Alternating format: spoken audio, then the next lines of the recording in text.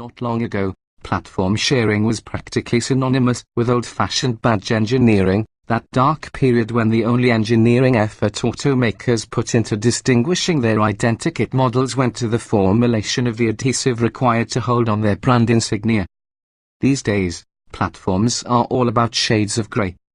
Automakers encourage us to think in terms of the sort of scalable architecture that allows cars of radically different shapes and sizes to be spun from the same basic component set. Which is why, even though the Audi Q7 is closely related to the Bentley Bentayga in many ways, it remains very different in others. V8 TDI, yet the new Audi SQ7 has been allowed to cherry-pick many of the Bentayga's cleverest components, including its active anti-roll system, combining them with a triple-boosted V8 diesel engine that manages to match the monstrous peak torque of the Bentley's gasoline-powered W12. In Europe, where the SQ7 is just going on sale, it's a little more than half the price of the Bentayga. What's not to love? Power comes from what might well be the most advanced compression ignition engine ever fitted to a road legal car. This 4.0-litre V8 has two turbochargers that operate sequentially, the second adding boost above 2,200 revolutions per minute. The turbines are fed by a novel split exhaust system that uses Audi's AVS valve lift system, a first for a diesel engine. Each variable edge geometry turbo is fed by one of the exhaust valves of each cylinder. To bring the second on stream, a sleeve moves on the camshaft to activate that valve. Clever, but not clever enough for Audi, as the SQ7 also marks the first appearance of the company's 48-volt electrically powered supercharger. This utilizes a 9-horsepower motor that sits downstream of the intercooler, as close to the engine as possible, to spin its compressor wheel up to 70,000 revolutions per minute in less than a quarter of a second, filling in the lag-inducing gap as the turbochargers gather momentum at low revs. As a result, the practically Nepalese torque peak of 664 lb-ft is available from just 1,000 revolutions per minute through 3,250 revolutions per minute. That figure also corresponds to the rated limit of the standard 8-speed automatic transmission, which is why it's identical to the Bentaygas, and we are told that, unfettered, the diesel V8 could generate much more. Audi has built a torqueous Q7 before. The first generation, Europeanly Q7 V12 TDI had a tugboat rivaling 738 lb-ft delivered at higher engine speeds. The SQ7's visual changes compared with the standard Q7 are relatively minor and follow the playbook Audi uses to create its S derivatives.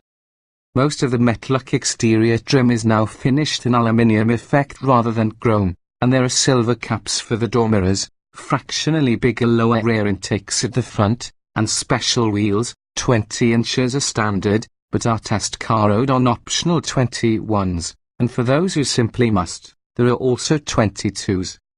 Sound off. The first thing you notice about the SQ7's engine isn't the torque. That comes later. No, initial impressions on startup are that it sounds pretty much like an old-fashioned, big cube gasoline V8.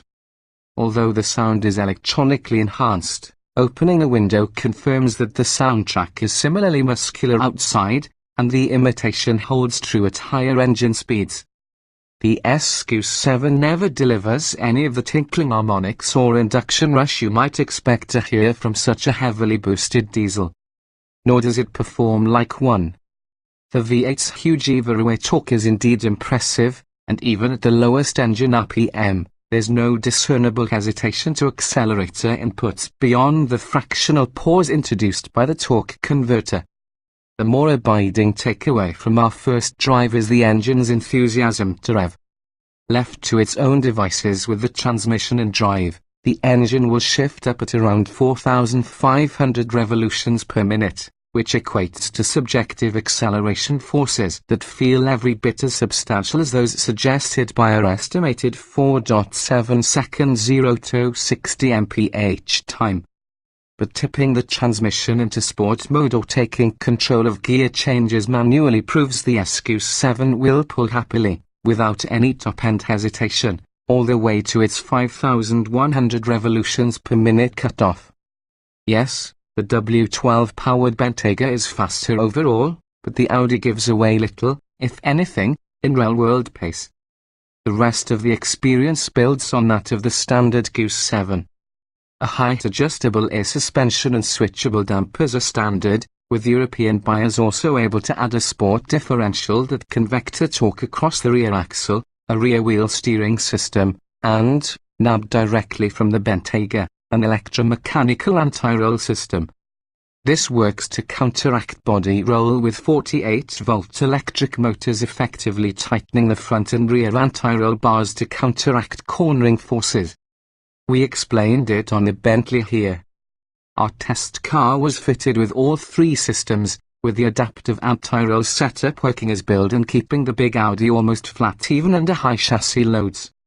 The overall result is an impressively rapid and agile SUV, but the SQ7 is no sports car. It feels tall and heavy in slower turns, where even the battery of dynamic systems can't stop the eventual onset of understeer. Grip levels are huge, but handling finesse is slightly less so. The ride is also markedly firmer than that of the standard Q7, even with the Drive Select controller in its most compliant comfort setting, although the SQ7 felt impressively stable during a brief run at high speed. In a world where buyers want fast, luxurious SUVs, the SQ7 is pretty much exactly what customers are demanding. The fact that it happens to run on diesel should be an incidental detail. It's quicker and better maneuvered than almost all of the gasoline-powered alternatives. Of course, in the US, VW's emissions scandal has made the SQ7's diesel engine an issue. Although it has been designed to meet all existing US emission standards, we're told that no decision on whether to bring it stateside has yet been made. Audi of America remains optimistic that the case will be successfully made. Here's to that.